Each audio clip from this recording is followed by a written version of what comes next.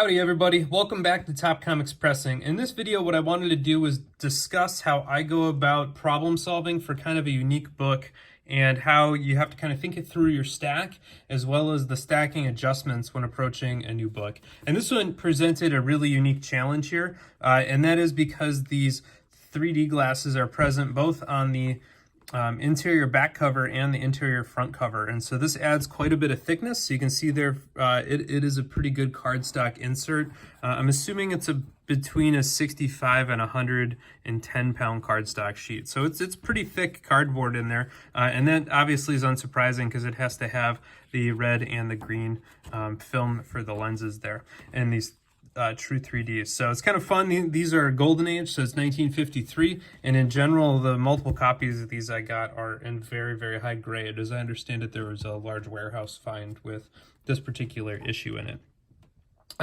But nevertheless, I was asked to press them up, and I wanted to just think through some of the factors that led me to adjust the stack. So for a average Silver Age book, let's say like this Avengers number 31, I will generally put a magazine backer board in the back, and then I'll put 65 pound cardstock under the front cover and under the back cover. And then I'll put that between SRP and get that under the press and give it a good squeeze. This one presents some challenges. The first of which is noticeable here on the outside, and that is because all of them, to varying degrees, had staples that were partially recessed. And so a staple recess is when that staple comes in and gives you a big kind of a C shape right there. And you can get that with bad pressing. Particularly if you have too much pressure and too little stacking support, that staple will shoot into the side as you squeeze it in the press. Also, if you have way too much humidity, that'll go ahead and squeeze on in. But in this case, they all came that way, and I believe they all came that way because these staples are really too small for the amount of paper that they're jammed through, and that's why they're digging into them. And you can see it down here at the bottom staple as well. If you look straight down at it, you can kind of see the imprint right there, and if you look at it on the side, you can see that staple's pretty far in the paper already.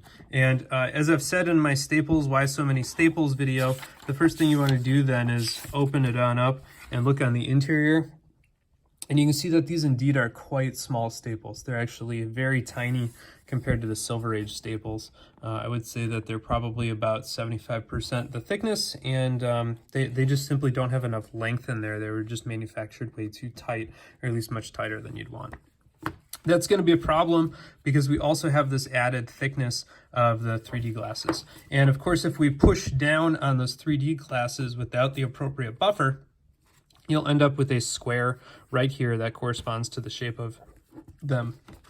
And this one actually came to me with that indent, pretty clearly in the back of some of these comics. It wasn't in all of them, but it was in a couple.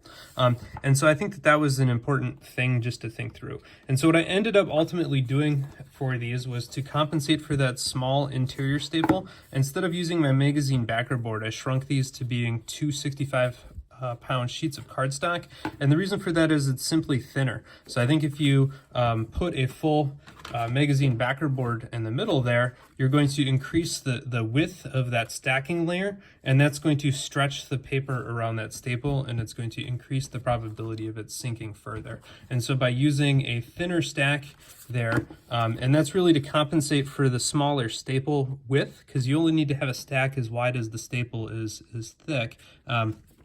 That seemed to be enough. And then under the front covers, I put the cardstock underneath the cover, underneath the cardboard. Now, because that cardboard and because of the staple thickness being so thin and having a greater chance for being recessed, what I was able to do was actually decrease the pressure on the comic book, and I actually lowered my temperature from what I normally set at 155 to 145 out of fear of either melting these or gluing them to the back splash page. And so I took the lowest grade copy of the stack and I practiced on that one a couple of times just to make sure I wasn't recessing the staple and just to make sure I wasn't either melting this plastic or taking some of the glue that was in here on the back and gluing it to the back splash page. So both of those things were important.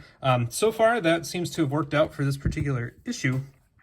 But I thought more important than giving you a stack for this particular True 3D, it was more important to see the factors that led me to decide to use a thinner center stack due to that very, very thin staple, as well as keeping the thicker cardstock under the cover to make sure I'm covering up that insert, and then to lowering the temperature and reducing the pressure to minimize other risks of damaging either those 3D glasses or reducing the pressure to make sure we're not either punching that cardstock through the cover or sinking the staple in on the side. All right, so hopefully you got some value out of that, and you now have a little bit more idea of how to adjust your own stack if you approach a really bizarre or unknown comic. Take care, everybody.